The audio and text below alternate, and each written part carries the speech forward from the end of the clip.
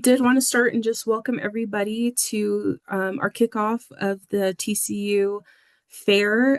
This is an annual event that the College Fund puts on each year, and so this year we're happy to bring it back again and just shed light and highlight our amazing TCUs, our tribal colleges and universities who do amazing work within our communities and just across the country. So thank you everybody for joining us today. We will get to hear from some really great TCUs, and then throughout the week we have some other TCUs who will be presenting and talking more about their institutions and just sharing all the great work that they do. So thank you all again for being here with us. Um, as we begin, we will have a survey that I'm going to go ahead and launch. So if you can take a look at that when you have time throughout our time together and complete that survey, that would be great. We are able to offer some really cool and unique perspectives with our presenters. So please, yeah, take in all of the information that you can. We will be highlighting four of our TCUs with the first half of our evening, and then we'll be ending our evening with a presentation about the Office of Student Success with Tohono O'odham College. So we'll be learning a bit more about the work that they do. So if you have any questions, please utilize the chat. Like I said, I'm a one-woman show today, so I'll be monitoring that. So if I just ask for your patience and grace, that would be awesome. And if you have if you want to know more about our week, please visit our website. I'll put that in the chat. It's the College Fund TCU Fair. So I'll have that there for you, and you can see more of the sessions. You'll need to register for each day. And throughout the week, we'll be giving away some cool prizes for our attendees. So you could be in the chance of winning a cool prize just for attending and learning more. So with that, I will go ahead and turn it over to Joshua Hudson with Bay Mills Community College. All right, everybody. Hello, my name is Joshua Hudson, and I'm the Outreach and Engagement Specialist with Bay Mills Community College. And I'm really excited to be here this evening with the College Fund for the virtual TCU Fair. So a little bit about Bay Mills Community College before I dive into all the offerings that we have. So we were chartered in 1984 by Bay Mills Indian Community, and our flag is right there. Oh, my camera wants to zoom in on me. Apologies, but it's right above me. And here on the map, I put this red location marker to show where we're located. We're the only community college in Michigan's Eastern Upper Peninsula. I think our next closest is down here. So there's this large area that we help cover. To date, we've served citizens from over 100 tribes from across the country, and we've served students from 39 states. And it's worth noting that we're one of three tribal colleges or universities here in Michigan, and I'm getting followed by Christy from KVOCC. So I'm excited that we're both here this evening. So a quick little question, pop quiz for you. Ganoja Canning, it's shown pretty prominently in our logo, and it means the place of something. And we're located on the shores of Lake Superior. Um, I have given you a hint. So our mascot is Gilly Ganoje, and AKA Gilly the Pike. Ganoje means pike. And so within Bay Mills Indian community, we refer to where we're located as Ganoje Canning, the place where the pike are plentiful. So of the degree programs we offer, we have 16 certificate programs that we offer, 17 associate degrees, 3 bachelor's degrees, and it's really worth noting that of the 37 programs that we offer, 28 are available completely online. And so while we do have a beautiful campus and we're located literally on the shores of Lake Superior, You can take classes anywhere, anytime. So one thing that is exciting within the degree programs, so I'm scrolling on our website. This is a video of me scrolling just a little bit earlier. Each of these tiles you can click on and get more information about that specific program. And at the bottom of the page, if you're looking for comparing different degrees, I'm opening up all of the menus and it will show the different degree options that we have within the Associate of Applied Science or Arts, things like that. And this is the website URL.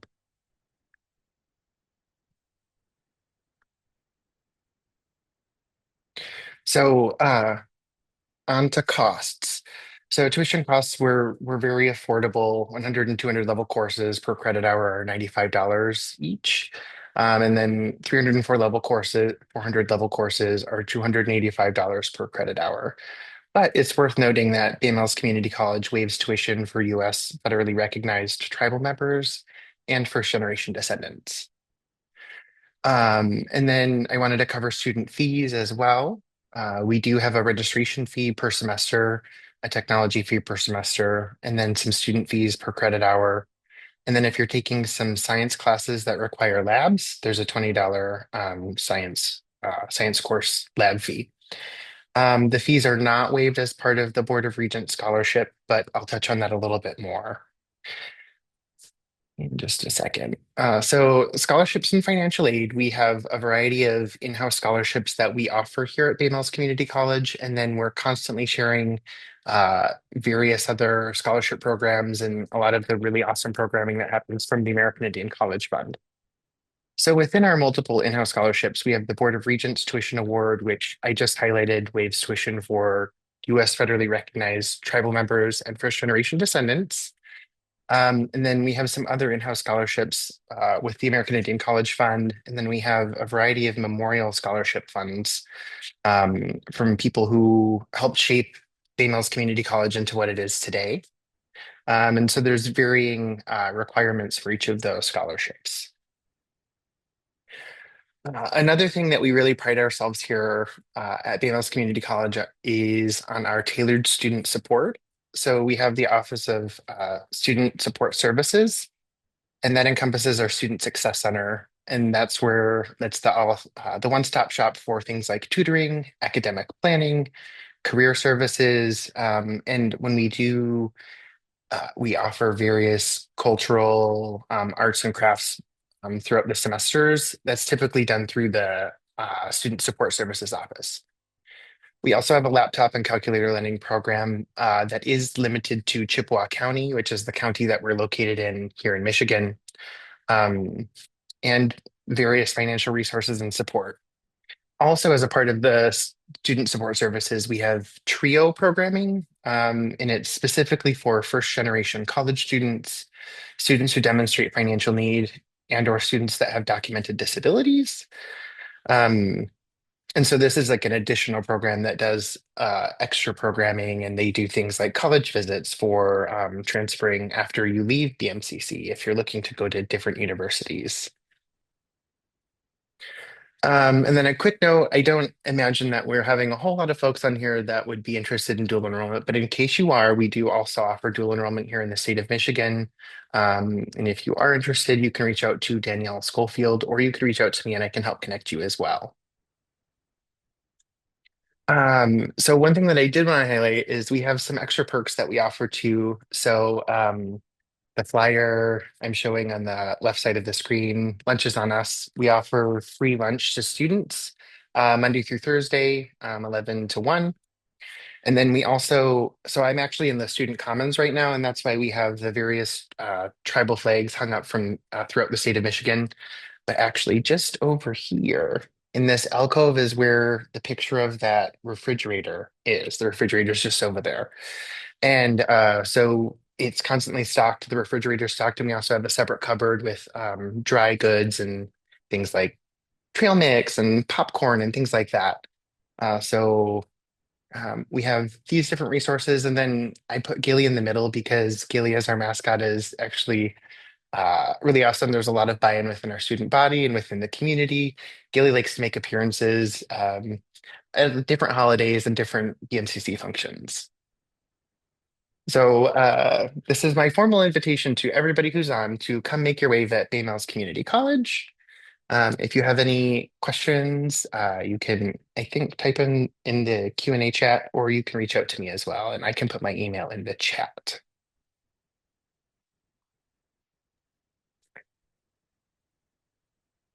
Thank you. Awesome. Thank you so much, Joshua, for sharing with us about your institution. I was lucky enough to visit your campus, and it's a beautiful campus. It's right off the water, and everybody, is really friendly, and they have a lot of great programs. The online option is a really fantastic way to get your education. So Mhm. if you have any questions, definitely send them to Joshua, would you be able to type your email? I know you put it in Yep. the on the presentation, but if you can type it in the chat. So if you have any questions about Bay Mills, feel free to connect with our friends there to answer any questions that you may have. So thank you. And I was just thinking about it. Thank you when you were presenting, and I didn't introduce myself. And I'm so sorry for that. So I'm Brittany Tabor, and I am the program administrator for our college access team here with the College Fund. And so I oversee our college access work. We work a lot through our Higher Pathways grant, and we are able to serve high schools throughout the country. So that's something that I really enjoy doing. So I just wanted to introduce myself. I thought about it. I'm like, I didn't even introduce myself. But my name is Brittany Tabor, and I am from the Navajo Nation, currently working in New Mexico, but from Windrock, Arizona area. So I just want to welcome everybody again. And as we transition into our next presenter, if you do have any questions, please feel free to put them in the chat. I'll be monitoring the chat throughout our session this evening. But other than that, we'll go ahead and transition into Keweenaw Bay Ojibwa Community College. As Joshua mentioned, they're neighbors, right? Or pretty close together. So, Christy, I'll go ahead and hand off to you. Hi, my name is Christy Larimore. Unlike what my screen says right now, Michelle happens to be a coworker. I was unable to get on with my link, so she sent me hers, and now I'm Michelle for the evening, which is fine. But I am the admissions coordinator at Keweenaw Bay Community College, and I am located in the UP, also Upper Peninsula of Michigan. I am on the east side, where Josh and Bay Mills are all the way over on the other side of the UP by the Mackinac Bridge. But we are, well, I guess you're up more from the bridge, but I am also located on Lake Superior. Very, very cold this time of year. Oh, all right. So, a little bit about us. We are a tribal college, of course. We are an accredited 2-year. We are chartered by the Keweenaw Bay Indian community, and we've actually been around since 1975. So this year we celebrated our 50 years. There was a little bit of hiatus there for a little while, but we actually have been around for 50 years. We do serve Native and non-Native students here. We're from a small community we're only like 7,000 people in this county. Our tribe only has about 3,500 people. So we are a small school, but that is also a bonus because we have small classroom sizes. We're about 7 to 1. So our students get a lot of one-on-one faculty support. We are very affordable as well. We are only $175 per credit. So to go full time here, it's about $2,500 a semester. We do have about 81% of our students are on some kind of financial aid, so that is really good. We do have the Michigan Indian tuition waiver. which I'll get into a little bit more later if you're from Michigan and aren't unaware of that. We do have articulation agreements with like Northern Michigan University. Our early childhood education is a 3-to-1 program we have. Our environmental science is like a 2-to-2 program where you do 2 years with us and then it fully aligns with their environmental science degree. So all the credits will transfer there and then it will only take, the additional 2 years to get your bachelor's degree there. We do have a lot of student success services. I'm part of the student success, and we do have a lot of wraparound services to help with our student success. We have full-time tutoring. We have a gym that's open to our students all from probably like 6 a.m. till 8 at night. It's not 24/7. We do have 24/7 wellness. Like you can talk to for your mental health, or you can go log in and you can speak to a woman, you can speak to a man, anybody that you feel comfortable with, and you can get help with anything that you need at any time of the day. That goes with our tutoring too. We have 24/7 online tutoring. We also have in-person tutoring too. So there's a lot of support here. I never go by my slides. I don't know why I make. We do have 10 associate's degrees here. Our biggest growing one would probably be our nursing, and then really close second is our psychology degree. Unlike Bay Mills, we don't have as many online courses that you can take. I'm hoping we're going to work towards that in the future. You can earn your psychology degree fully online through us. And from what the psychology department chair tells me, that we are the only tribal college from Minnesota, Wisconsin, and Michigan that holds that psychology degree online. So that's a good perk that we have. Unfortunately, we don't have housing here or dorms, so that's kind of like a big hindrance. So our online presence is getting bigger so we can start catching more of those tribal students that are across the United States as well. We do have students in like probably 3 or 4 different states, but the majority of them are right from here. We have 13 different certificate programs, and there's 4 different programs of this. You can earn your criminal justice, your tribal management, medical billing and coding, and I believe the healthcare management certificate fully online. So if those are anything that you're interested in, please look us up. I went kind of more into the admissions process, which we don't really have to go into. But if anybody is looking back on these PowerPoints and they really do want to know how to, we do it's a super simple process for us. You just fill out an online application, and I just need an official GED or high school transcript to get you started. If you are a tribal member, then tribal ID is required to be on file. And then any other college transcripts or anything that you have that you want to kind of transfer in, you get that sent to me and we'll get those audited and put into our system. And then once you're accepted, it'll be 3 days and you'll get your welcome letter and, receive your next step. And then we always have many financial aid workshops, so we make sure every single student gets their opportunity, because everybody knows financial aid is very confusing and it's very intimidating, especially for our young ones. So we do hold a lot of financial aid workshops to get every single student in and make sure that they are getting everything that they are eligible for. We get you to meet your advisor. It is a requirement to meet your advisor before you can register for classes. I won't mention any other colleges' names. They're not on this call, but I'm registered at another college right now, and they have yet to even call me once, and I've been going to this school for quite a while. We are not like that. That's what I love about tribal colleges. We make sure everybody feels like they're part of this college. They are not a number. We're a small school, so it's easier for us to do that. We are sitting at like 320 students this semester, which is record enrollment for us. we have a huge high school presence here. We have 110 CTE dual enrolled students that make up a third of our actual students that are coming every semester. But that is the future of our schools, is our high schoolers. So I didn't gear any of this presentation towards them. We do always host an orientation. And at orientation, we get every student a laptop.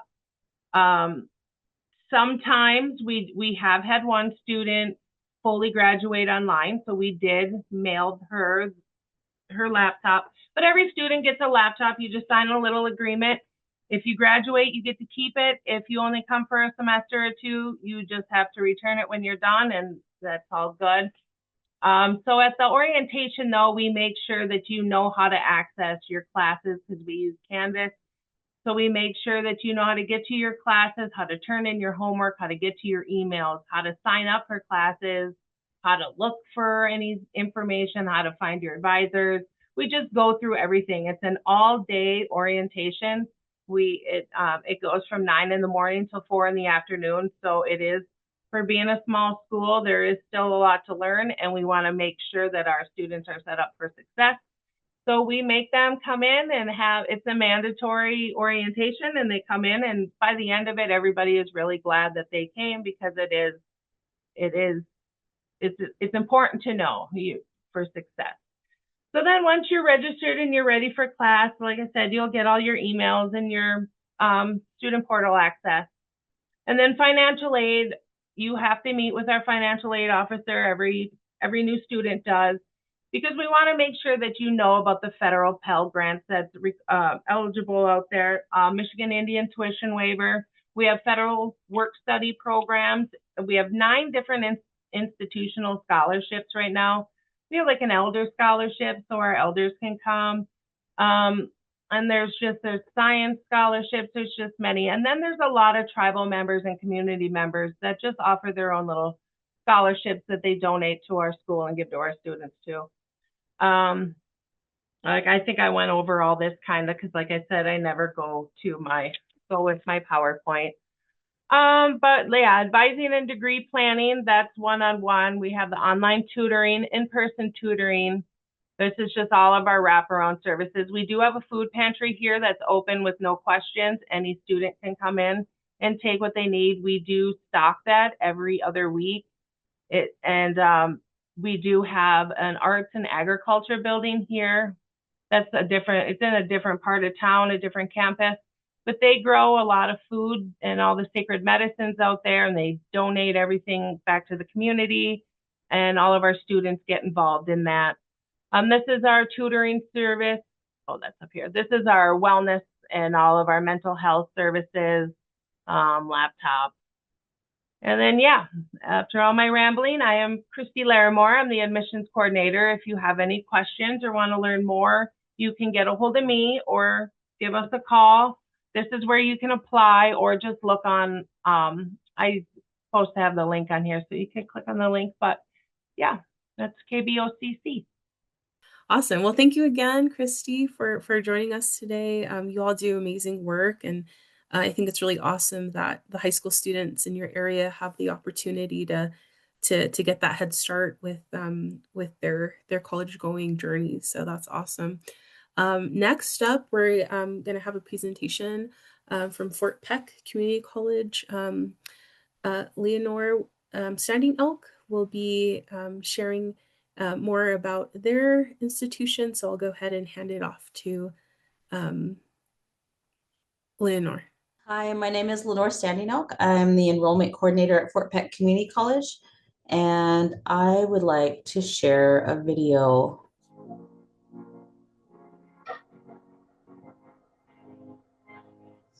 Hello, everyone, and welcome to Fort Peck Community College, home of the Buffalo Chasers. Also known as FPCC, this institution came to life to meet the unique needs of the Indian people here, many of whom do not want to leave their homelands, by bringing higher education to them. And though its primary purpose is to serve the American Indian population of the Fort Peck Reservation, FPCC opens its arms to all across the nation. With the main campus located in Poplar, Montana, FDCC delivers exceptional academic and vocational programs to empower the next generation of leaders within a community, preserving and celebrating Indian culture, history, and beliefs.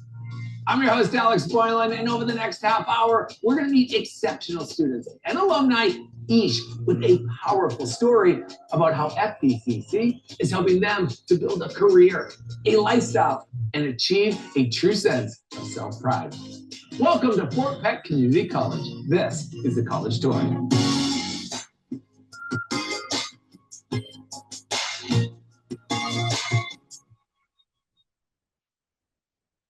So that was just a little preview of our college. So Fort Peck Community College was established in 1978. We're located, we have two campuses, one here in Poplar, Montana, and one in Wolf Point. We have about 350 students. Our student ratio to faculty is 20:1. We have 9 Associate of Arts degrees. We have 6 Associate of Applied Science degrees and 3 Associate of Arts Science, Associate of Science degrees and 11 certificates. Our campus, we have more females than males. We have a dual credit program, so that covers 26%, and 18 to 24-year-old is about 22%, and then 36% of our population for students is 25 to 40. Age 55 plus, we have about 15%.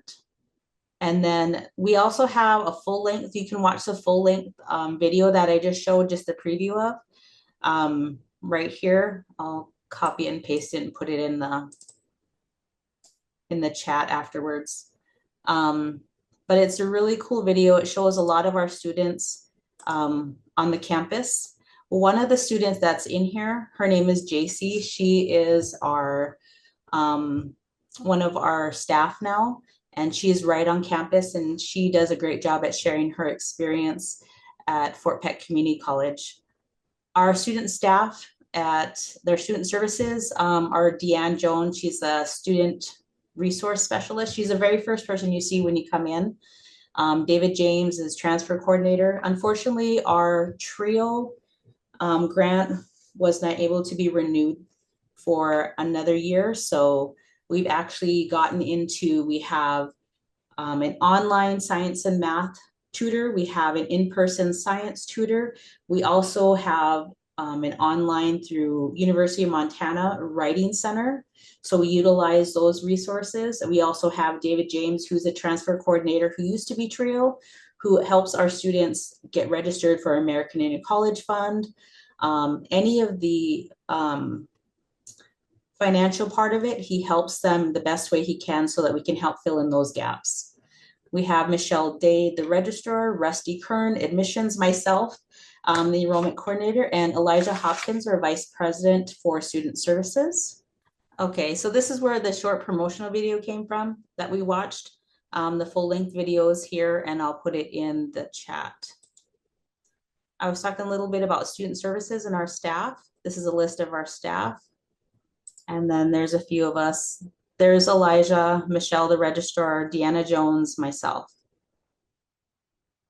Oh. So part of our student orientation comes similar to student education support, graduation, transfer, and employment, and the start is the recruitment. We have a new student orientation model. We are doing a, it's kind of one of those chat bots that help kind of ask questions, like when we're after hours that we can't get to them.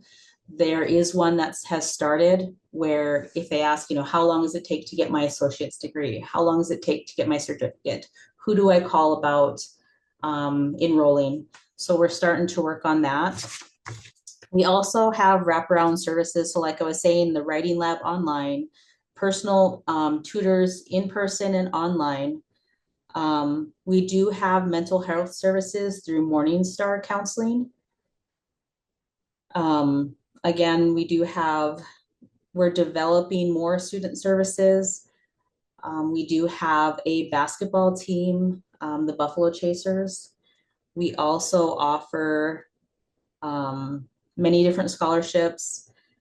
Um, Other than that, that's pretty much it. Awesome. Thank you for that. And for just, yeah, sharing more about Fort Peck and all the opportunities there. I love the mascot, Buffalo Chasers. That's a new one. If anybody has any questions, definitely utilize our chat box. We can have our presenters here who are able to ask any questions that you may have. And also just, if you have any questions about attending a tribal college or university in general, even though, they're presenting about their specific institutions, they have a lot of good insight in the value of attending and considering a tribal college or university. And then I also just wanted to note, I did put in the chat, I'll have to repost it again, but it's a link to the pre-survey for today. The pre-survey is just a good way to give us an idea of where all of our attendees are at, just in terms of your knowledge with tribal colleges and universities and just with the college going process in general. So I'll drop it in the chat again. If you can take some time throughout our evening session today just to fill that out. And then we'll be sending out a post survey at the end of our entire TCU fair. So all of the emails that are sent, we'll be sending that out. And then we'll be selecting winners for some prizes. So if you can get those surveys in, that'll be really helpful. So with that, we'll go ahead and transition into our last TCU, which is Little Priest Tribal College. Trisha is here, who will be speaking more about the institution. And then we'll have a short little break and we'll transition into our last session with Tohono O'odham Community College. So with that, I'll go ahead and turn it over to Trisha. Well, my name is Trisha Wegner. I'm the Director of Student Support Services. And basically, what I would first off would just share is that we are a small college located in Winnebago, Nebraska. And I'm going to get this there. Um, so we're located in Northeast Nebraska. We are chartered by the Winnebago Tribe, as I said, and we are accredited by Higher Learning Commission. And this picture here, these are two real important pictures to us because the one on the bottom, last year we had our largest graduating class. And we actually had students from Oklahoma, California, who were able to be with us the day of graduation in person. And then if you look at the picture at the right, the building, the tan building that says LPTC, that's actually our new building. So on second floor, we have classrooms. On the third floor, we have two new science labs. And then the first floor, we're fortunate, our student services department, we're down there on the first floor. So it's kind of an exciting time at our college. There's a lot of growth, not just with buildings, but even programs, certificates, and I'll kind of get more into that here. And so here's just kind of a list of our associates. We're a two-year tribal college. And basically, some of our larger programs are our business program, early childhood, our teacher education, and then also to some of our new program that we have where we have a certificate program and a diploma option is with carpentry. And so we're excited because that just started this fall. They're very close-knit group. We get to see them every day in student services. And the nice thing about it too is if they're on the diploma track, they're also attending workplace communication and technical math together.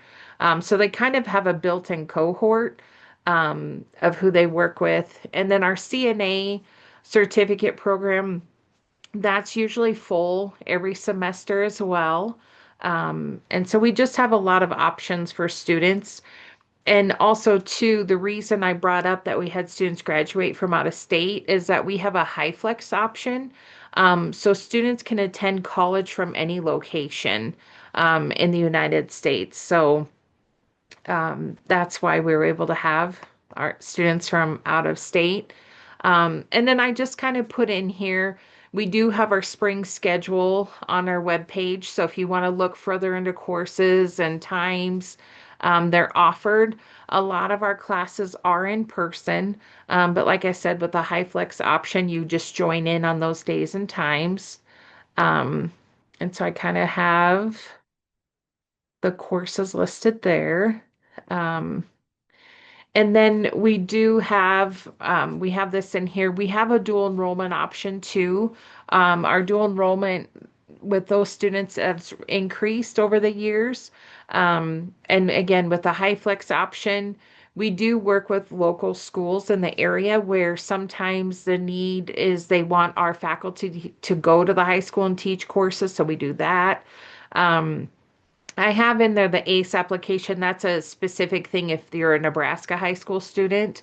And then I have on here too, we have a lot of options for our students when it comes to support. We have free online tutoring with Wyzant, so students can work around their schedule, whether they're dual enrolled, full-time students. And basically, they can utilize tutoring in the evenings, weekends, and then the other advantage we have too this fall, we do have an in-person tutor as well. And so we kind of have him embedded in the math courses specifically, but he can actually tutor other subject areas as well. And we're getting a lot of good feedback about having ESPN on campus to work with the students. And so they really like that he's right in class with them. Um, some other things before I go into transfer agreements that we have for students too is that we have what we call snack carts on campus. So students are able to grab, food that they might need. And with just kind of the recent changes that happened with the SNAP benefits as well, we've been starting to provide some light lunch options too. So in our student services area, we have a kitchen, a refrigerator, so students are able to come in there and have lunch as well. And then we have a lot of student events too, cultural, just events for fun. So like this week, some of our events we have going on, we have study days, as we call them, for our finals week coming up. And then on Thursday, we have a student appreciation meal. So we'll have a nice meal. We have games, prizes. We partnered with Ho Chunk Renaissance in town. And so we have someone who'll be coming and we'll sing Silent Night in Ho Chunk. So it's just kind of our fun event we have for students every year. We always host that in the fall. Um, and then just to kind of get into some of our transfer agreements, our tuition is free at Little Priest Tribal College. And then one that our students really take advantage of quite often is with Wayne State College. All of our students, whether you're an enrolled tribal member or not, are eligible to apply for a Native American tuition scholarship. Um, and then once you graduate from Little Priest Tribal College, you apply for this application. And so far, every student who's applied, they receive free tuition at Wayne State College. The thing there is that as soon as you graduate from Little Priest, you have to transfer there and then enroll full time. Um, and then just some of our other ones with Briarcliff University in Sioux City, Iowa, um, specifically with social work program, nursing program, and business program.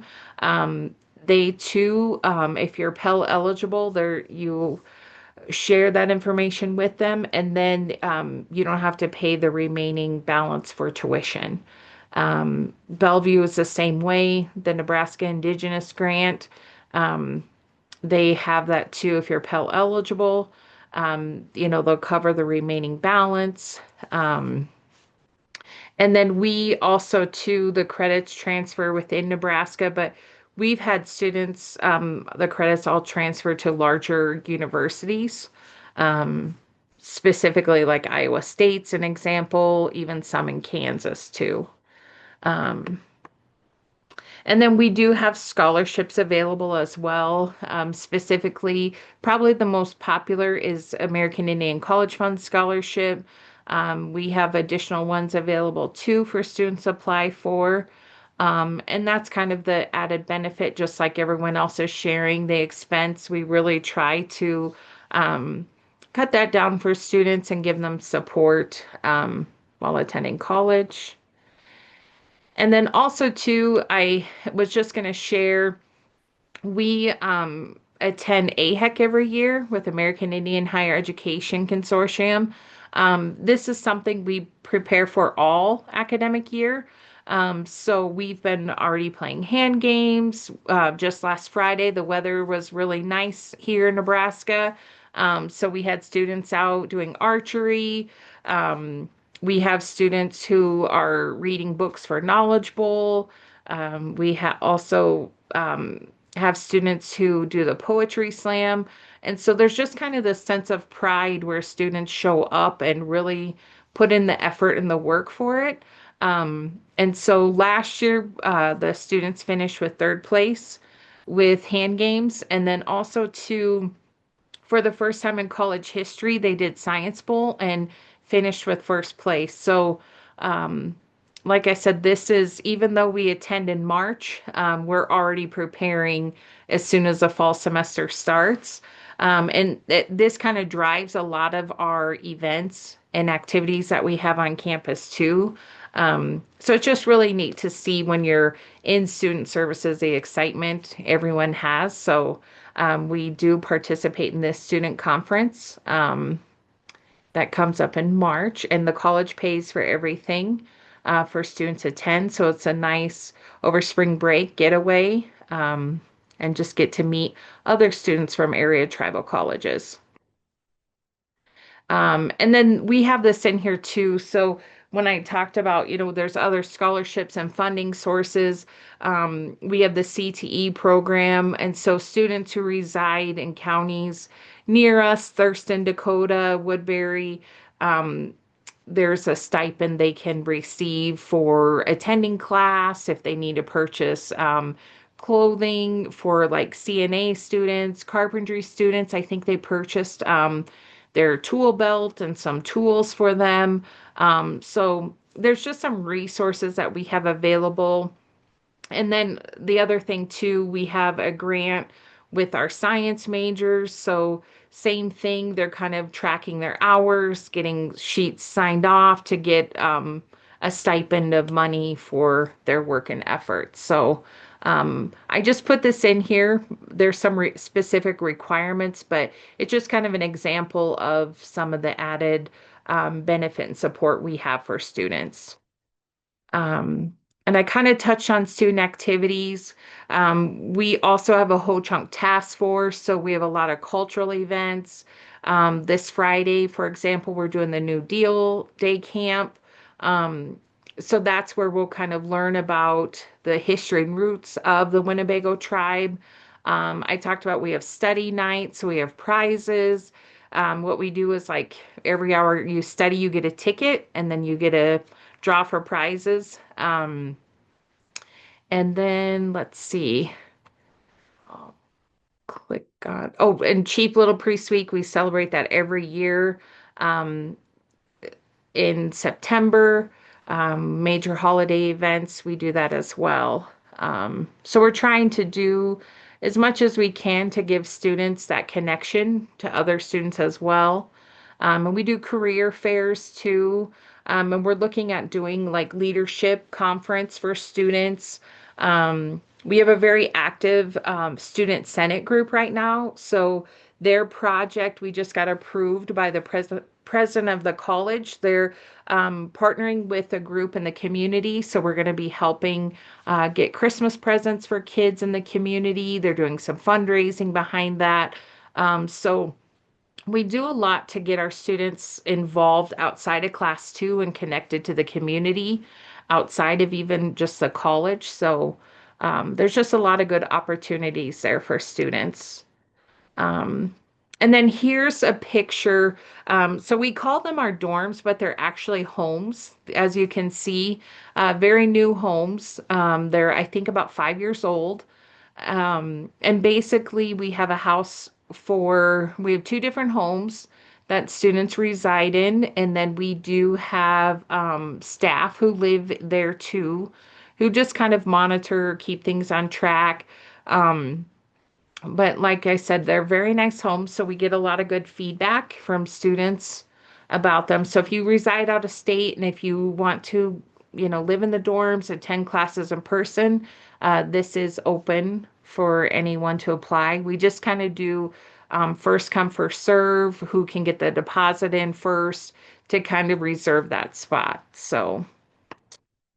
And so that's kind of what I have in a quick snapshot. But here's my information. I'm the Director of Student Support Services. I also supervise recruiting, and I'm our Title IX coordinator too. So if you have any questions or if you want to meet on Zoom or come visit campus, we welcome all of that. So,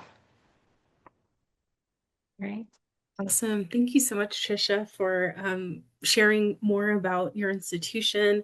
I think it's really awesome when working with students, you're able to hear a lot about some things that come to mind when they're thinking about attending what college, what university. And one of those things that comes up is, of course, like affordability. And can I attend college? Is it affordable? And I think that's a really great thing about our tribal colleges and universities, that they are very affordable. And it does make college a possibility. And the amazing thing is there's a lot of really amazing programs, academic programs, and you're able to save money and also get a great education. So thank you for sharing more about what academic programs are offered, and just the different support systems in place as well. So thank you so much for that. Hello, everyone. Good evening. My name is Rene Garcia Aguirre, and I am doing the first workshop of this wonderful event titled Developing Success and Cultivating Academic and Personal Growth. I am the Student Success Coordinator for Tohono Community College. If you're not sure where that's at, we're in southern Arizona, the central part, and part of the nation stretches into Mexico as well, with members as well from there, and southern Arizona up into central Arizona as well. So I'm going to give you guys just a quick overview of my role. Sorry, let me make sure. For a second, I thought my mic was off, but it's on. As your student success coordinator with TOCC, I'm here to support you in achieving your academic and personal goals. I assist students in accessing campus resources and provide you guidance on next steps for any process you may not be sure how to complete with college. And that kind of speaks to some of the services we do offer. Sorry, I thought I had a slide on here, but we do offer workshops in relation to how to get started in your first semester of college, what are study strategies that you should be aware of, time management strategies, how to access different types of grant or emergency funding. In my role, we deal with a lot of different things that, maybe a student may be afraid to ask how to do something. We provide that one-on-one coaching with students to help you get set up and answer your questions. And if you're not sure exactly how to formulate certain types of questions, we're here to help you get to the bottom of what it is that you need and provide you those resources and that help to get you everything that you need. So I think my slide, it was here. I put it in the wrong place, so I apologize. So this is just a little view of some of the resources we offer. As I said, workshops, we provide personalized academic coaching for students needing to get on track with college or just need that help of how to actually do college and how to be successful in college. We get you connected to key resources such as academic advising, tutors, counseling services, and we also participate in the wraparound sessions with the counselors, as well as the disability coordinator that we have within our college. Part of my role too is to assist with the accommodations students may need through ADA. So I provide that initial intake services and get students connected with the coordinator, get those accommodations set up. And real quick, I also provide guidance on students who maybe were receiving financial aid and for some reason they were denied financial aid, maybe because, their GPA was below 2.0, or maybe they are not completing their degree on time or in the timeline that was set forth. In those instances, you have an option to file an appeal to get your financial aid for that semester. And I work with students one-on-one to ensure that, they're providing the correct documentation, that they're submitting everything by the deadline, and that they're also illustrating exactly what went wrong and providing that evidence. So step-by-step guidance, as it says there, to strengthen your appeal. But for today's workshop, sorry for going backwards, I just want to say Skekdash, the Office of Student Success at Tohono Community College welcomes you to our workshop in which we're going to be talking today about developing strategies to help students, families, and educators, professionals grow in academic excellence and personal development. So first up, we're going to talk about effective study habits and time management, planting the seeds of productivity and study practices. So a few things here that we're going to talk about. We're going to talk about establishing a consistent study schedule, using techniques to stay focused, like the Pomodoro technique for studying and completing tasks. And then we're going to talk about too how to prioritize tasks and using a planner and digital tools to manage everything.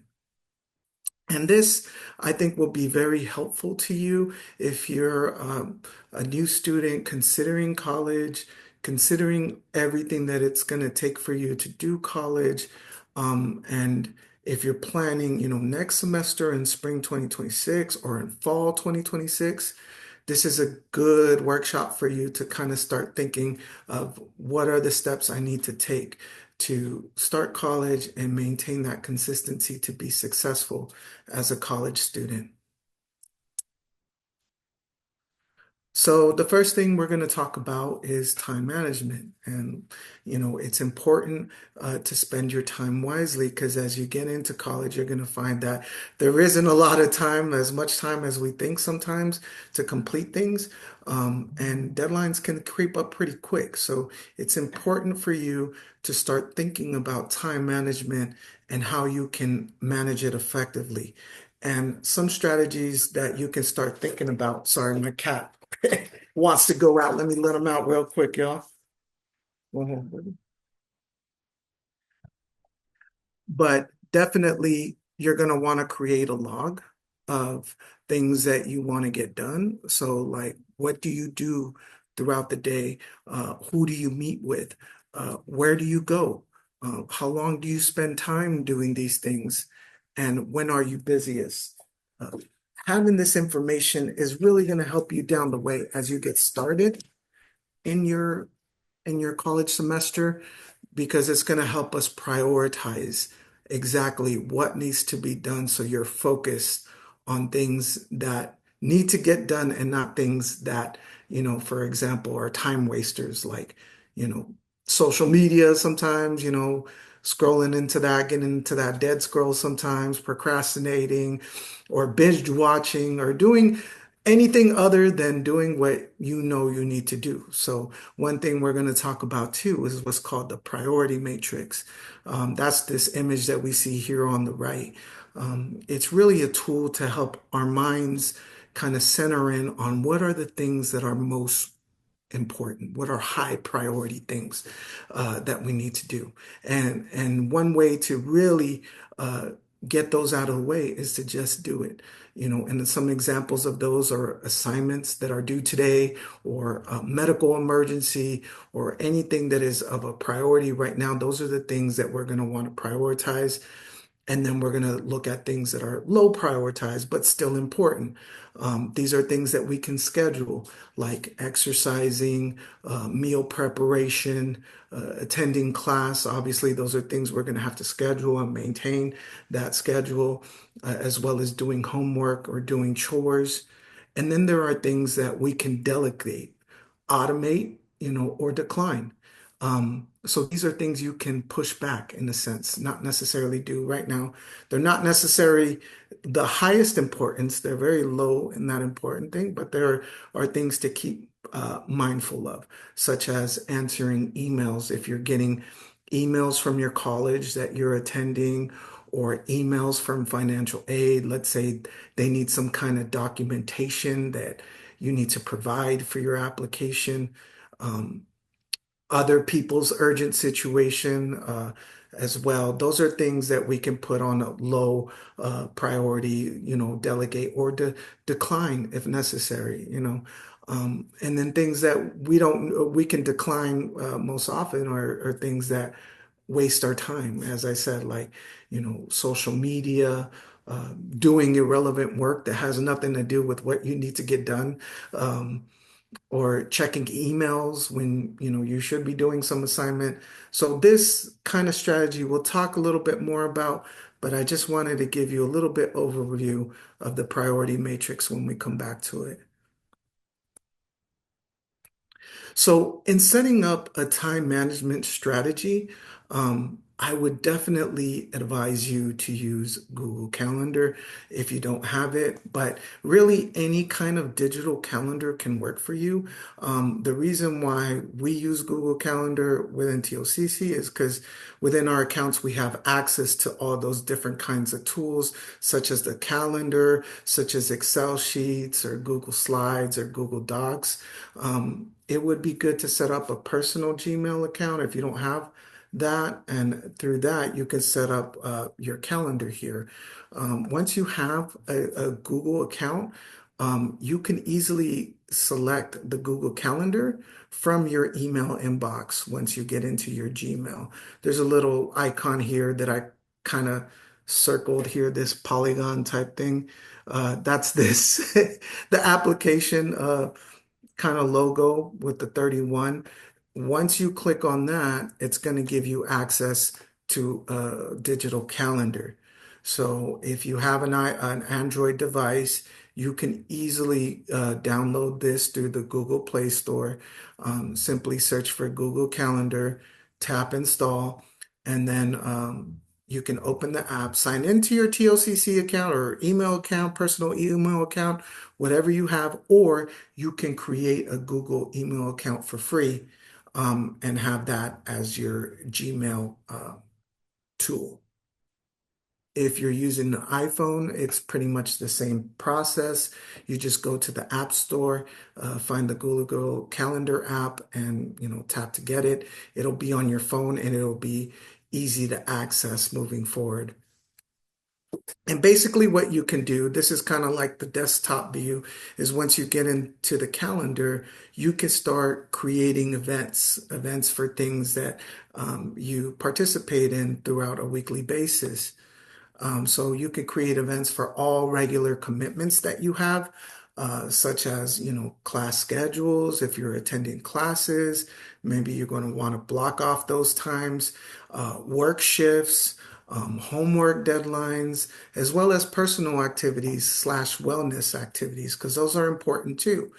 And if you notice on this slide, I use different colors because you can actually color code different events within your calendar, so it's easier to look at and easier to give more priority to different things.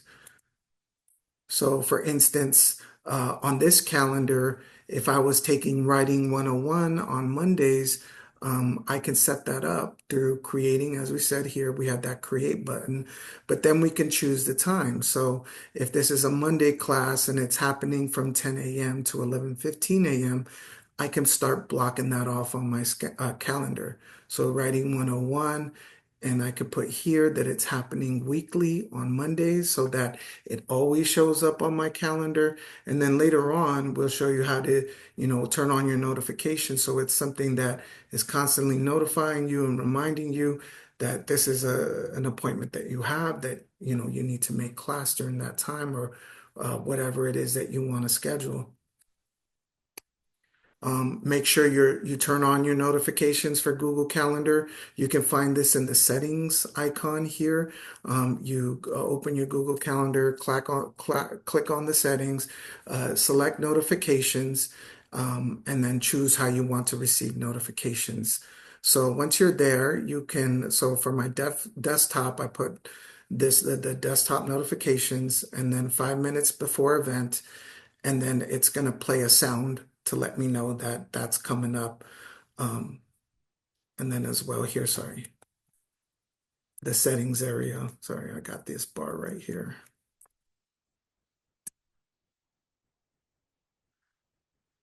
So once you click on the icon, it's actually going to go here where you can click on notification setting, and then you go to this area here to add on those notifications, whether it's 5 minutes before. I think it goes up to 10 minutes before, but this is one way to keep on track of things that are coming up and to remind yourself of what you need to do. And I just recommend, start creating events for all commitments. So for instance, on this one, I did kind of like a mock schedule here based off of some students' feedback. So for instance, I color coded these ones on Tuesday through Friday takes kids to school at 8 a.m. So that area is blocked off. And then again, I have the writing 101 class from 10:15 to 11:15 a.m. and then working from 12 p.m. to 8 p.m. So, this area, these time limits are all blocked throughout the week, if this was my work schedule throughout the week. From there, you can put in other events like if you, for sure, wellness. So for instance, I put here between, 9 to 10 a.m., I'm at the gym. And then on Thursdays, I actually don't go to the gym because I'm prioritizing my class at 10 a.m. And I'm thinking I may need some time beforehand to prepare and obviously get there on time as well. So start thinking about that. Start creating a visual of everything that you're doing throughout the week as a way to kind of analyze, what are your movements? What are things that you absolutely need to block off throughout the week?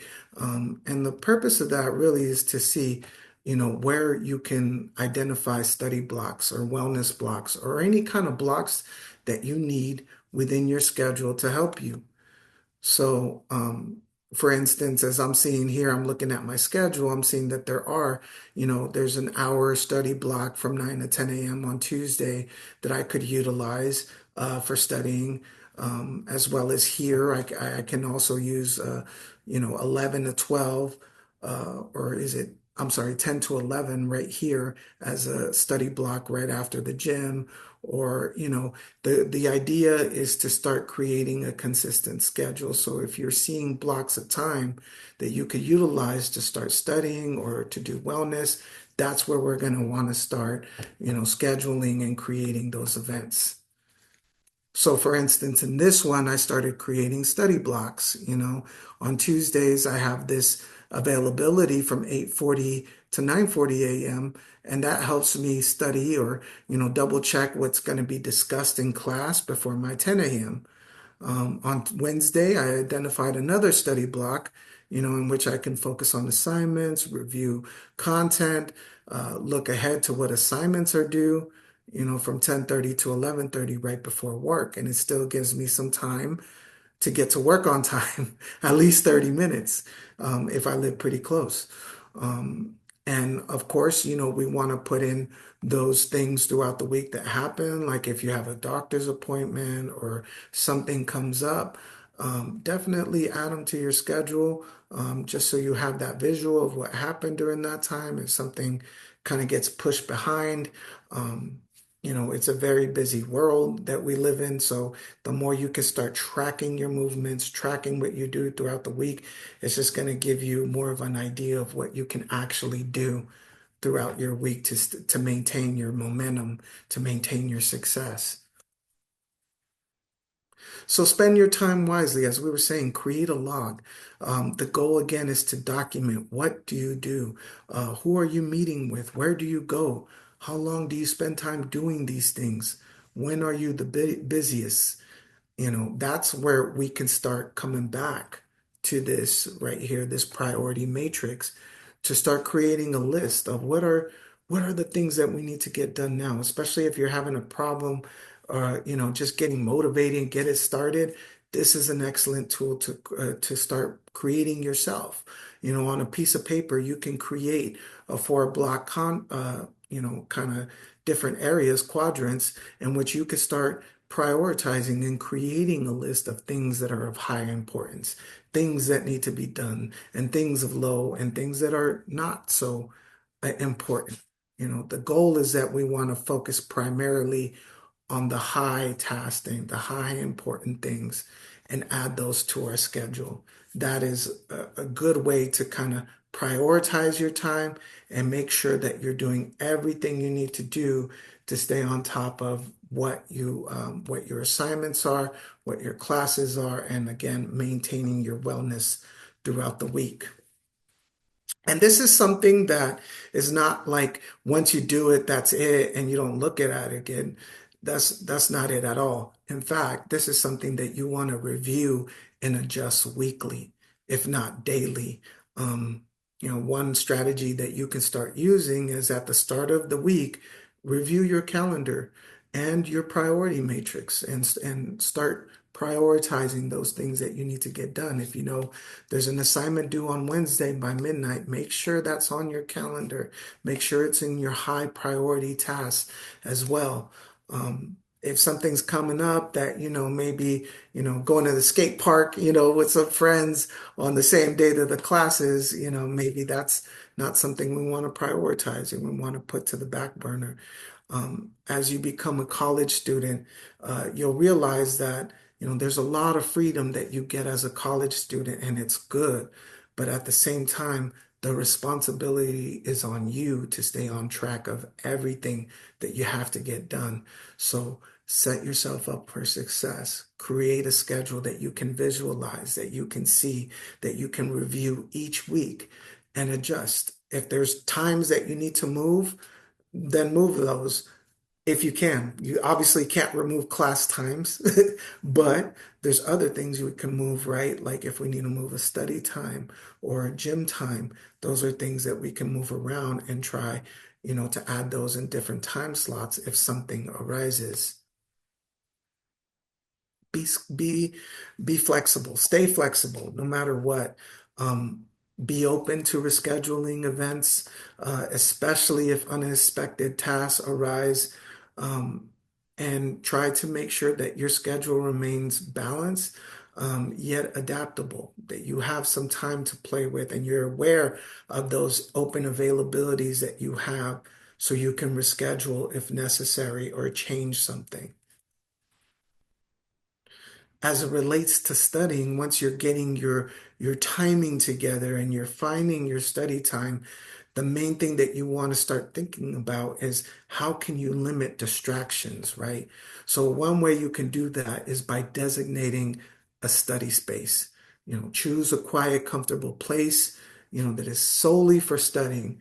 I didn't have much space as a grad student, but I had a little closet that I knew I could put my stuff in and I could hang out in there. It was kind of weird, but it was my space and that's where I felt, I could study and really zone in on the things I needed to do. So wherever it is, find a study space that you feel comfortable and use it frequently. And set boundaries. You may want to let your family members know, your roommates know, during this time from 9 to 10 a.m. or from 10 p.m. to 11, I'm focused on this task right here. I'm studying, I'm doing some review, and let them know. You may need to use like a do not disturb sign or something like that. But communication is key. Don't just uh, assume people know what you're doing. Let them know, like, hey, I'm gonna work on this from this time, just FYI. If I'm not answering or if I'm just zoned in, just know that's what's going on. Communication is key, and if you do so, you're going to be able to set, your clear boundaries for yourself. And these are just, some importance of creating a conducive study environment. It enhances focus and concentration. It's there to reduce distractions and stress, and it'll help you boost your productivity and efficiency. So as we said, some tips: choose a dedicated study area. One thing that I used to, especially in grad school, I had kids that I'll do at school, and we had a little space, and our kids were running around sometimes. So I had to use some noise canceling headphones so I could really like read and understand certain lectures. So if you have a way of getting access to noise canceling headphones, those are super useful. Try to remove digital distractions. So, if you find yourself looking at social media every now and then on your phone, try to put it away, or put a timer on it so that you're using it as a tool in the moment. But definitely have all your study materials within reach, whether that's your books, your notebooks, any tools that you need to study, make sure those are all with you and accessible. That's why it's important to create a designated study space. And we'll talk a lot about this a little bit more, but we will definitely want you to take regular breaks as you're studying to rest and recharge. And we'll talk now about how to do that. One way to do that, and this is a technique I use to this day, is breaking tasks into chunks. Um, our disability coordinator has a question that he normally asks students. He says, how do you eat an elephant? And the first time I heard this, I was like, what? But he broke it down. The student actually answered and said, one piece at a time. And I thought about that and I thought that was really smart. And it's true, sometimes we're facing things that can seem daunting when we're first looking at it. But if we're looking at it and just freaking out about it, nothing's going to get done. So one technique that you could use to handle that is to break it down into small chunks. So we're going to talk about the Pomodoro technique. Let me make sure I'm sharing my sound. Yeah, let me share that. Okay, I'm gonna show you all this quick video real quick, and then we'll talk a little bit more about it. How to maximize your time with the Pomodoro technique. First, choose your tasks that you want to get done. Then set a timer for 25 minutes, which equals 1 Pomodoro. Eliminate any distractions and work uninterrupted for those 25 minutes. When your timer goes off, check off any tasks you've finished and take a 5-minute break. Then repeat. After 4 Pomodoros, you can treat yourself to a longer break between 15 and 20 minutes. And that's it. We hope this technique helps you work in smaller blocks of time so you don't feel as overwhelmed. So this is actually a great strategy to utilize when you're studying and you have your blocks of time. Uh, set a timer on your phone. If you're gonna focus on writing an essay or doing a discussion post or something, and you're having trouble like focusing and zeroing in, this is an excellent technique because if you set that timer for 25 minutes, you're telling your mind you're gonna zone in for that 25 minutes and then take that break for 5 minutes. And that's a good thing too. Like when I was really studying some heavy things in grad school, there was, things that I didn't even really understand sometimes that I was reading. And it really took me a few times. Sometimes I would have to reread things and I would use this strategy to help me. I'd read something for a set amount of time, take a break, maybe do something different, play with my kids, talk to my wife, and then come back and focus in on again. If you repeat these strategies over and over, you're going to find yourself starting making some real good headways on things that are difficult or harder to understand because you're taking the initiative to break through that. And as you're doing that, think about, as you're getting into college, what are the resources and support systems available to you, and how to access those resources. So if you're a student that's looking at all these different colleges and wondering, what kind of things are going to help me because, I know I got to do college and it's a whole new level, but how am I going to get that assistance? A good strategy to use is start researching the colleges that you're interested in. So, for instance, TOCC, our website is here, tocc.edu. And if you go there, you can check out all the resources we have. So one thing you can look at is the academics, right? And where it has information on, courses that are available throughout the semester, the goals and outcomes that we're looking for within our college, degree overviews, which gives you the listing of all the degrees and programs for our college, as well as academic advising. So, for every college that you apply for, it doesn't matter who, you definitely want to get connected with their academic advising department if that's the college that you're aiming for. And right now is a good time because financial aid application is about to release. If not, it's already released. And we're starting to see those applications get done. And pretty soon, those college applications for the fall, definitely spring are there, but for fall 2026 are going to start to open. So, we think we have a lot of time, but start researching what are the degree programs, right? And once you see things that are interesting to you, get connected with an academic advisor. You don't have to be a college student to reach out to academic advisors. You can reach out to them and ask questions, find out more about the programs. They can even give you guidance and tips on what you can do now to get yourself ready for the semester that you're going to get in. So as you're doing everything and you're getting ready for college, start exploring those resources. Where are the library resources? Look at their websites, the tutoring centers, the academic advisors. If you're not finding much information on the website, again, your go-to people to get information are going to be your academic advisors. So reach out to them. Um, and then if you're already a college student, definitely make sure you're engaging with the online tools and platforms. Some of you students are already using applications such as Canvas. And the good news is that a lot of colleges are actually using those applications. So if you have a knowledge or understanding of it, it's going to help you when you use those platforms. At TOCC, we have this thing called My TOCC portal. So it helps us with registration. So if I log into mine, so right here, it's going to give me access to, you know, registering for classes. So I go to current students, I could go to registration, I can add drop courses, I could schedule with my advisor. I could view my grade report too. So if I'm in a certain academic program, let's say, like social services or something like that, this is the kind of application will show me where I'm at in the degree program. What classes have I completed? What classes do I still need to take? If I need to access my transcript, so the classes that I've taken as a college student, I can access it through this portal.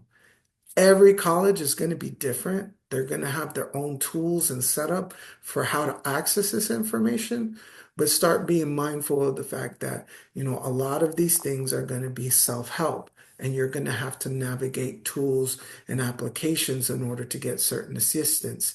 So start researching that as you're reviewing colleges, you're reviewing their resources. And another, highly, important tip that I have for you is to create those connections with faculties and peer as soon as possible. You naturally get the chance to do that in your classes through discussion boards and different events on campus. For instance, this picture was for our star party at TOCC, in which we had the astronomers from Kitt Peak come down from the mountain right above our campus, which is about, I think it's 12,000 feet. They came down and they brought a bunch of telescopes And we just set it up for the students and community to come hang out with the Kit Peak astronomers and look at, different constellations and nebulas and all kinds of things in the sky. Get connected with your college, their events. It's going to help you build that camaraderie, not only with your peers, but also your faculty as well. Consider, as you're balancing your academics and personal life, setting boundaries to maintain a healthy balance and incorporating wellness practice into daily routines. As we talked about earlier, you know, uh, use that time management tools to dedicate time effectively so you can grow in your activities. So here are some effects of common stressors. If you're not really using a time management strategy, these are things that can happen, where, you're stressed out over deadlines and you're feeling burnt out because you're doing things last minute or not really planning to get things done, just kind of doing them as you can when you can. These are all effects of stressors, and can cause a lot of fatigue in the middle of the semester, especially as we get towards the center. That fatigue starts kicking in if you're just kind of riding by the seat of your pants and just doing what you can. We don't want that. That's not going to help you. But, definitely some techniques to help you with that. Create a time management plan. Again, you can use it to Google Calendar, or you can use an old-fashioned agenda calendar, to start putting in and mapping out your times, and designating study spaces and setting those boundaries, as we said, with your times. Let people know that you're studying at certain times in those places that you're utilizing. Another thing that could help you is relaxation techniques as it becomes more stressful. Exercise boosts endorphins.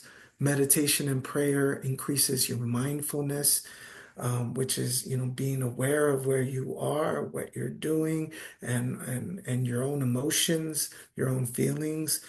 Use music as well, can soothe emotions, and talking to a support network can provide you that emotional support and connection that you need when things get tough.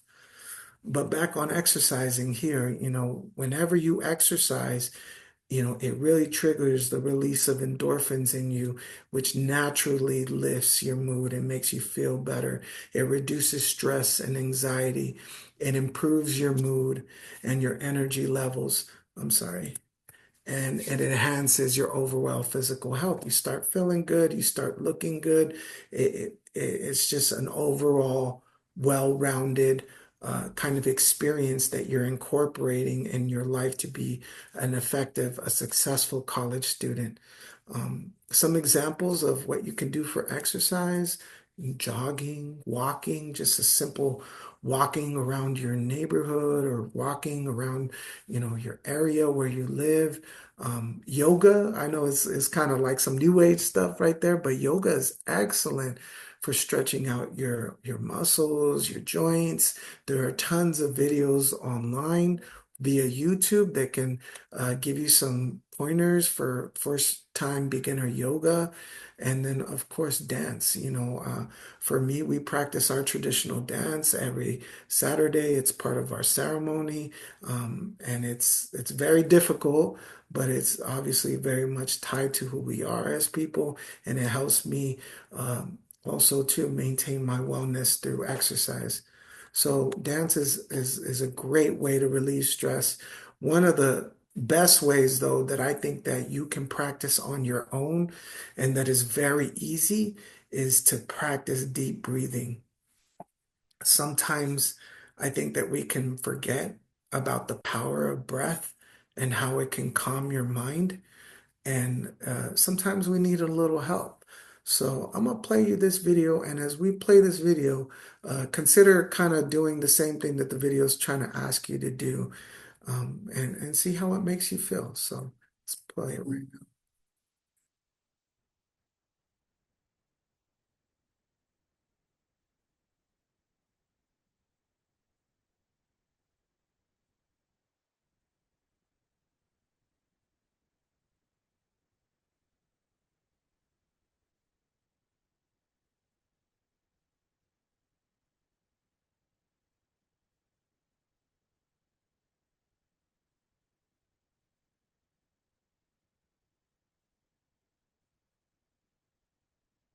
And there are tons of shorts that you can find similar to this on YouTube that'll help you with your breath as well.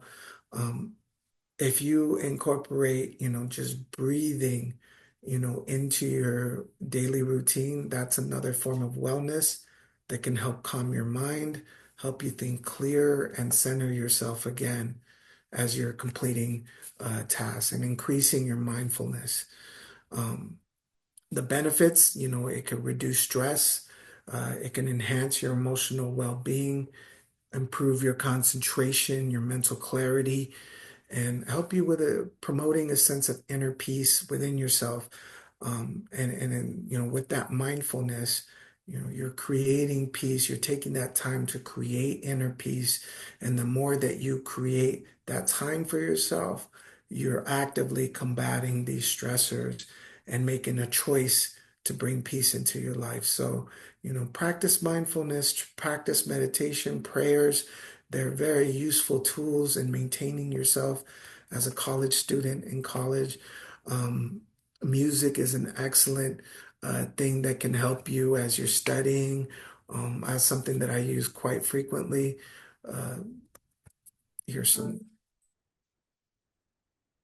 I personally love, you know, chill, nice, relaxing beats, in the background as I'm reading or I'm studying.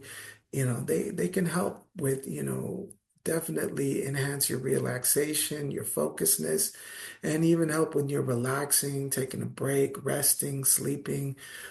Some suggestions, think about instrumental type music, music that is very calming. Classical can be one, or anything that's personally soothing for you. Go ahead and drop that in the chat, what you listen to. That would be a good idea to share. For me, it's lo-fi. I love lo-fi beats because it's simple and it doesn't bother my thought pattern. So that's what I use. But yeah, feel free to share what you use in the chat. And then lastly, as we were talking about, connect with your support network, engage with your friends, your family, um, to get that emotional support, to get that connection. And, it even helps too with studying, talking with your friends and family about different things that you're learning. Um, but, talk about also too the challenges that you're currently facing. And sometimes, if we may be dealing with certain challenges, but when we voice them to people who are friends and family, people who care for us, we can get that relief. We can get that extra help that maybe we weren't thinking about, that person can offer us or give us those words that we need to help us change our focus and feel better about different challenges that we're facing. Um, One way to do that too is create that connection, as we were saying, within your college campus. Um, at TOCC, we really believe in working together. We have a term in Optum called Iwantiki, which means working together. And part of that is also checking in with each other and having events in which we get a chance to engage and get to learn of each other. This picture right here was of our Baidach festival, which is the festival where around the New Year when we're gathering the fruit from the saguaros to make into a kind of syrup, and it's a very beautiful time because many people throughout the college get together and we participate in this harvest, and it's really great to see everyone and to connect with everyone and center ourselves again for the brand new year. So connect with your support network, whether that's family, whether that's friends, whether that's your own faculty and student services on campus. There's always a support network you can get connected to. So your job as a student is to find those and to start cultivating those. And again, start integrating well-being into your daily life. Use it as part of your priority matrix. It's an urgent thing. Well-being is an urgent thing. So you definitely want to keep that as a regular thing that you're scheduling on your calendar, and stay locked in with your support network. You know, reach into them, out to them as much as necessary, but always keep that consistent communication so they're also up with you and what you're going through and can help you with anything they may come across that could be an answer to some of the challenges you're facing. And as we said, set aside that dedicated time for relaxation as well. All of this is really to help build that resilience and to help you stay motivated and growing that inner strength. As you start to manage your time more effectively and using different resources on campus, maintaining your wellness, it's going to help you embrace challenges that come your way, not as things that are there to hold you down or to punish you, but as opportunities for new growth. And that's really what challenges are. They're really there to help us with things that maybe we're struggling with, maybe parts of us that we know we need to grow at. And sometimes these challenges come to kind of inform that and to help us keep pushing, to keep growing and keep better. And this will help you develop a positive mindset, for yourself by creating these kind of tools for yourself for success. And it'll help you if you practice self-compassion as well, right? Be mindful of all these things that you got to do, but at the same time, you're only human. And, we may not do things perfect or on time because things happen, but that's okay. And you're still amazing. You're still here, which is a blessing, to be here, to have the opportunity to go to college and to chase your dreams. You're a blessing. So always remember that, when you're going through a hard time and never give up no matter what. Celebrate your small victories no matter what it is. If it was like a good grade on an assignment or you completed your college applications, those are amazing things. Those are steps that are going to take you so much further. So don't discount those little victories. Those are amazing. Celebrate them. You deserve to celebrate and you deserve to feel good. And you'll see that, your growth is going to keep blossoming. So I know I'm kind of running over here, but I just want to say too, like, in the chat, if you can please share a personal strategy that you use for growing inner strength, please share with us. We'd love to hear from you. Um, and as you're doing that, I just want to talk a little bit here too, as we're kind of wrapping up this session. All of this is leading to, setting goals and planning for achievements.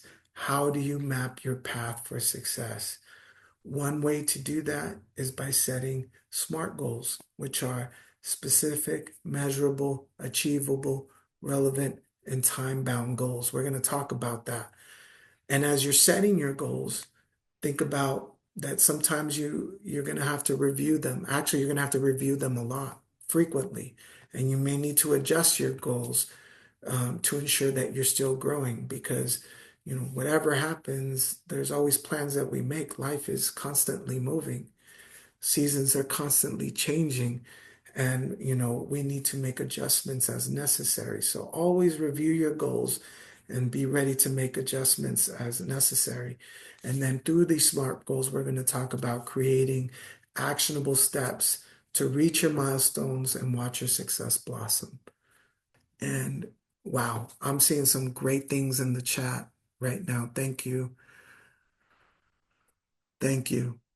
And that's true, right? The greatest thing about living is not failing, but rising every time. Thank you. Pray and ask for guidance. Prayer is so important. And asking for guidance is absolutely, yeah, that's what you should do.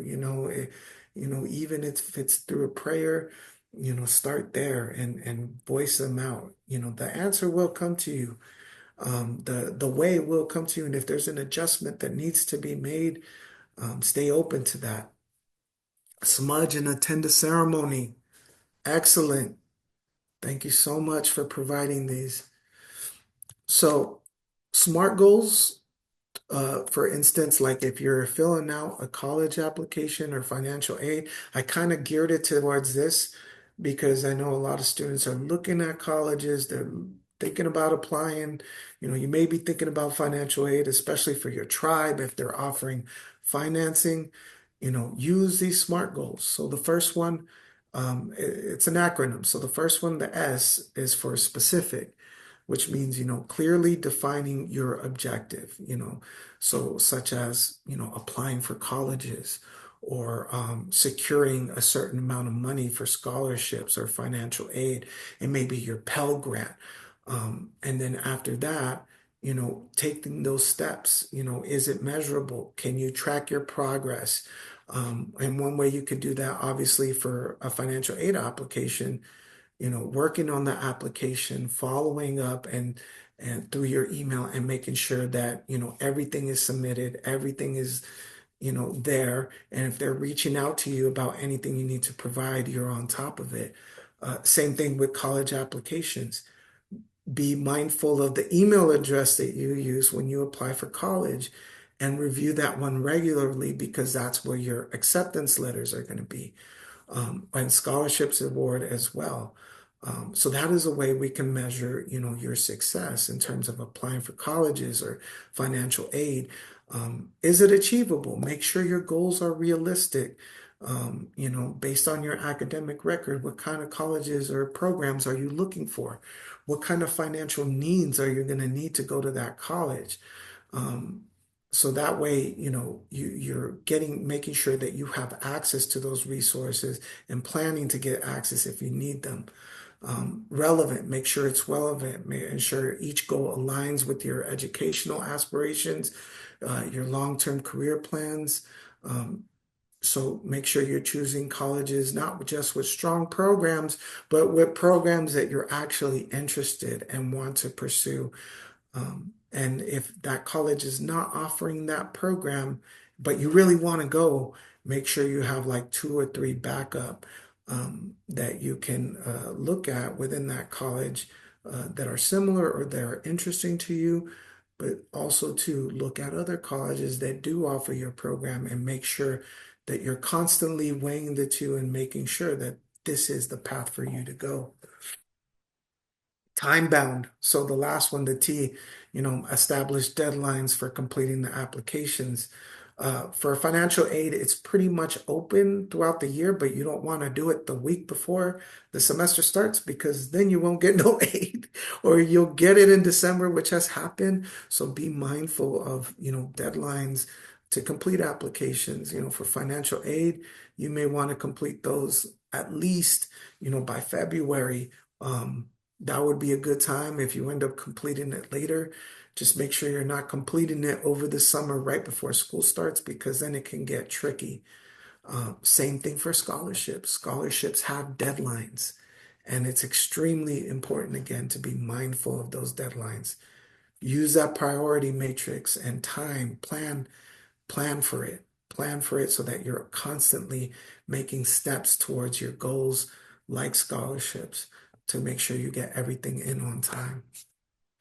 And then above all, stay flexible with your goals. Sometimes, plans need to change because life happens, and if it does, don't give up. The main thing is that you stay focused, readjust your plans as needed, and reach out to your college's resources if you need help. So if you have a problem with a scholarship or something like that, the best people to reach out to in those kind of situations would be either your academic advisor, but more so your college's financial aid office, because they may know about that specific college scholarship, or they can give you resources to other scholarships and help you through those processes too. So now, I feel like I've been talking forever. I do want us to continue engaging in the chat and just let us know how you set goals. What strategies do you use to accomplish your goals? And I think that would be good for all of us to see and get ideas from. I think I want to thank you all very much for just participating today. And I'm reading some of these right now. Make sure dinner's ready by 5 p.m. My kids don't play. I know I feel you on that. I gotta cook dinner by a certain time too, because Otherwise, my kids are not going to allow me to focus. So that's a great one. Good information. Thank you. So, just some key takeaways from today's workshop as we were talking to harvest success. Definitely use time management and study skills that we discussed to maximize your success. Prioritize those urgent tasks and start canceling things that waste your time. Um, Also, cultivate knowledge of your campus's resources, your college's resources, primarily things like academic advising and financial aid, faculty within your desired program. As you're studying and getting yourself set up, make sure you're setting boundaries and prioritizing wellness for stress and anxiety that may come your way, and embrace challenges and celebrate your victories as well as set smart goals. But as above all, with everything, my main advice would be to stay flexible because things are going to happen. Speed bumps are going to be hit. Things are going to hit the fan. It always happens. But the main thing is that you keep going no matter what, you know. And sometimes we need to take a breath and reevaluate, what happened so we can make the best decisions moving forward. But don't give up. There's always help for you available. Us within the tribal college world, we want every one of you to be successful. So please reach out. If you don't know what to do and you need help, reach out to your college's resources. Everybody here that works in a college that you're interested is going to want to help you, but you have to make that first step and communicate. So with that said, I want to thank you all for, developing with us. Again, my name is Rene Garcia Aguirre. I'm the Student Success Coordinator for the Office of Student Success at Tohono Community College in Sells, Arizona. My email is here, rgarciaaguirre@tocc.edu. Also, my direct office phone is there. I probably should have put that there, but I'm going to put it there. It's okay if I get calls, and if that's the way you want to reach out to me, that's always good. If I don't answer, please leave a voicemail, and I will return your call that day. So thank you so much for giving me the platform. Thank you so much to AICF, and that concludes our workshop. If you have any questions, I'm going to review the chat and go from there. But I think we're past time now. Yeah, thank you so much, Renee, for that awesome session. It's always good to go back to time management strategies. I know for myself, I've done undergrad, grad, professional world, and I still struggle sometimes with time management. So that was really great to get those refreshers, reminders, and just new strategies to try. So thank you so much for that. And also, I just want to give a shout to Cassandra in the chat too. So she was helping answer some of the questions and get to some of our attendees. So thank you, Cassandra. But thank you everybody for all of the really great questions. Today's only day one, so we're really excited to kick off our tribal college and university fair. We will be continuing tomorrow. So I'm going to go ahead and, Renee, I'm going to go ahead and share my screen really quick just so I can, let's see, so I can show kind of what to look forward to for tomorrow. Okay, so I had mentioned earlier, so we started day one today. This is our website, collegefund.org. Just TCU Fair. You can go ahead and type that in, and you'll have access to all the information for our TCU Fair this week.